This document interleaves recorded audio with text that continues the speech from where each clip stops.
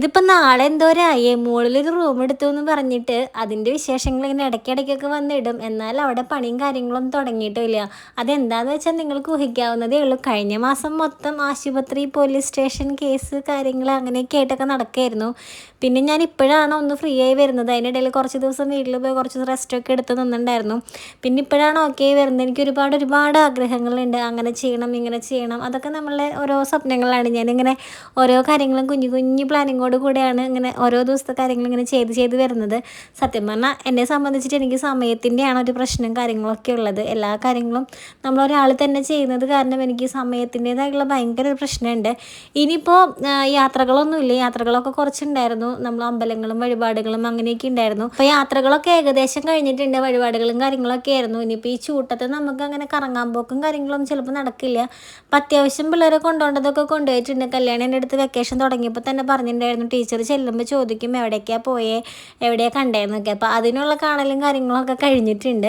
അപ്പോൾ ഇതെനിക്കൊരു വലിയ ആഗ്രഹമായിരുന്നു കേട്ടോ, ടെറസിൽ ഇങ്ങനെ പച്ചപ്പരവതാനി വിരിച്ചതുപോലെയൊക്കെ ആവണം എന്നൊക്കെ. അപ്പോൾ ഞാൻ കടയിലൊക്കെ ചോദിച്ചപ്പോൾ ഭയങ്കര റേറ്റ് ആയിരുന്നു കേട്ടോ ഈ ഒരു മാറ്റിന് പറഞ്ഞിട്ടുണ്ടായിരുന്നത്. ഇതിപ്പോൾ ഞാൻ ഓൺലൈനിൽ ഓർഡർ ചെയ്ത് വാങ്ങിയത്. അത്യാവശ്യം നല്ല ക്വാളിറ്റി ഉണ്ട്. എനിക്ക് ഓൺലൈനിലായത് കാരണം പേടിയുണ്ടായിരുന്നു, കാരണം ക്വാളിറ്റി കുറയുമോ എന്നുള്ളത്. പക്ഷെ കുഴപ്പമില്ല, അത്യാവശ്യം നല്ല ക്വാളിറ്റി ഉള്ളതാണ്. ഇതിപ്പോൾ ജസ്റ്റ് ഞാനിവിടെ ഇട്ടുവെന്നേ ഉള്ളൂ. ഇനിയിപ്പോൾ എവിടേക്കൊക്കെയാണ് മാറ്റാൻ തോന്നുന്നതെന്ന് വെച്ചാൽ ചിലപ്പോൾ മാറ്റും. പക്ഷെ എന്തായാലും കൂടി ഇട്ടപ്പോൾ അടിപൊളിയായിരുന്നു കേട്ടോ കാണാനായിട്ട്. നമുക്ക് ആ ഒരു പച്ചപ്പ് കാണുമ്പോഴുള്ളൊരു മനസ്സിൻ്റെ ഒരു സുഖം വേറെ തന്നെയാണല്ലേ. അപ്പോൾ അവിടെ കുറച്ച് ഈ സിമെൻറ്റും അതുപോലെ തന്നെ മണ്ണും ഒക്കെ ഇങ്ങനെ ചാക്കിലാക്കിയൊക്കെ വെച്ചിട്ടുണ്ട്. അതൊരു അഭംഗിയായിട്ട് അവിടെ ഇരിക്കുന്നുണ്ട്. പക്ഷെ അത് താഴത്തേക്ക് ഇറക്കാമെന്ന് പറഞ്ഞു കഴിഞ്ഞാൽ അത്ര എളുപ്പമുള്ള കാര്യമല്ല. താഴത്തേക്ക് എടുത്തിട്ട് ചിലപ്പോൾ അതൊക്കെ പൊട്ടിപ്പോവും. പിന്നെ ഇനിയിപ്പോൾ എന്താ ചെയ്യേണ്ടതെന്നുള്ളത് ആലോചിക്കുന്നുണ്ട്.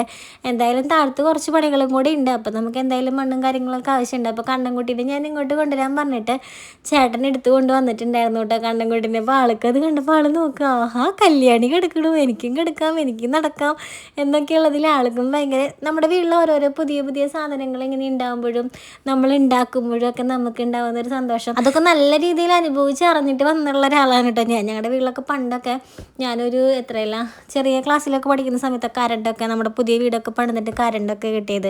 നമ്മളങ്ങനെ ഓരോരോ സ്റ്റെപ്പായിട്ട് ഇങ്ങനെ വീട്ടിൽ ഓരോരോ കരണ്ട് കിട്ടി, ഫ്രിഡ്ജ് വാങ്ങി, TV വാങ്ങി, ഇങ്ങനെ സ്റ്റെപ്പ് ബൈ സ്റ്റെപ്പായിട്ട് നമുക്കിങ്ങനെ ലൈഫിൽ ഇങ്ങനെ സന്തോഷങ്ങൾ വന്നിട്ടില്ലേ.